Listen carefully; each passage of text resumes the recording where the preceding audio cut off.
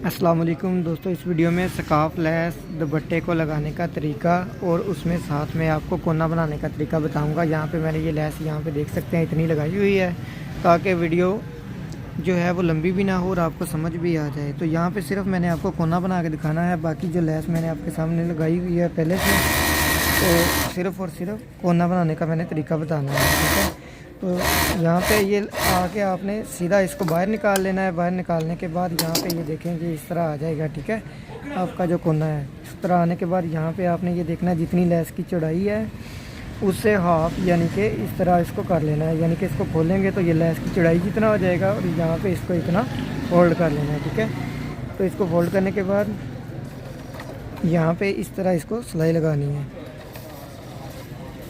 और pico machine के साथ जिस तरह हम लेस लगा रहे हैं। लगाने के बाद यहाँ पे फिर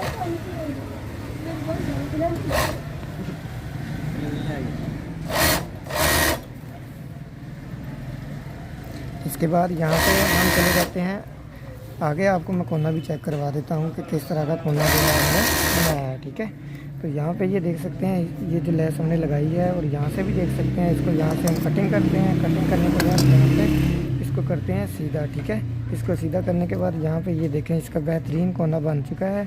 तो यहाँ पे हम इसके कोने की सिलाई लगाएंगे और लगाने के बाद यहाँ पे इसको सिलाई लगा के कवर कर लेंगे। इसको इस साइड पे भी कर सकते हैं आप, ठीक है, और दूसरी साइड पे भी आप कर सकते हैं।